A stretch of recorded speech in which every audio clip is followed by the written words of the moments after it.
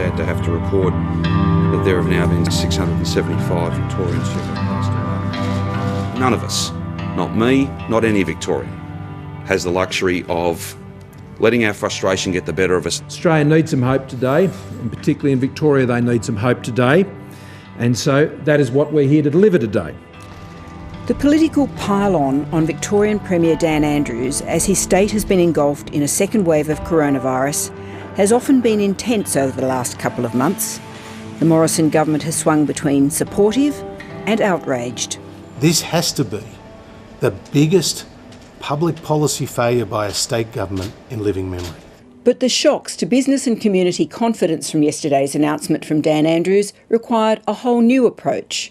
It was no longer just business complaining, but epidemiologists and others questioning the modelling, the restrictions and the capacity of Victoria's contact tracing. This widespread scepticism means political point scoring is much more dangerous, and the Prime Minister chose his words carefully today. The plan that was outlined yesterday, I hope, is a worst-case scenario.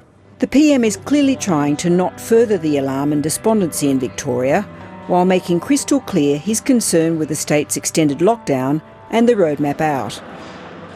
But what I can't help but be struck by is that under the thresholds that have been set in that plan, Sydney would be under curfew now. Sydney doesn't need to be under curfew now.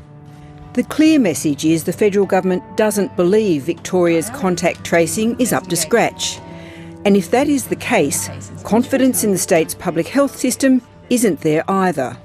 There's no rule book for this virus, but I think some of us feel that if there were more confidence in the public health response capability, you could take some slightly more generous triggers. Retailers and hospitality businesses won't be allowed to reopen in Victoria until the state goes 2 weeks with less than 5 new cases a day on average. Even for a massive business like Wesfarmers, which owns Coles, Bunnings, Kmart, Target and Officeworks, it's a grim outlook. Well, I think the targets that have been set for the coming months do raise a number of significant concerns, particularly in the retail and hospitality area. Now, these are sectors where the December quarter is the busiest quarter of the year. We are major employers of people. We are going out and buying inventory, supporting our suppliers to really be open for business. And it's really not clear if it is going to be possible for our businesses to reopen at the end of October. There are ramifications for the national economy that flow from the extended lockdown in Victoria, in both diminishing consumer confidence and logistical challenges for industry. Australian supply chains are incredibly interconnected, and there are various aspects of our supply chain where our Melbourne distribution centres and some of our Melbourne suppliers provide products to the whole of Australia.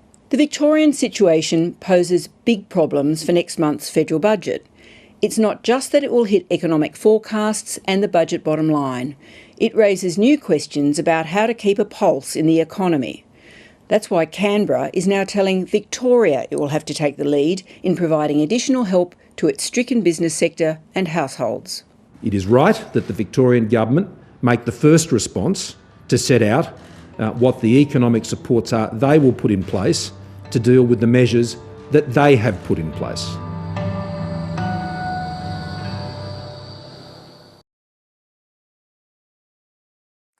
Hi, I'm Lee Sales. Thanks for watching this story. If you'd like to watch more of 730's stories, they are on the left of your screen. And tap on the button below to subscribe and get the latest from ABC News.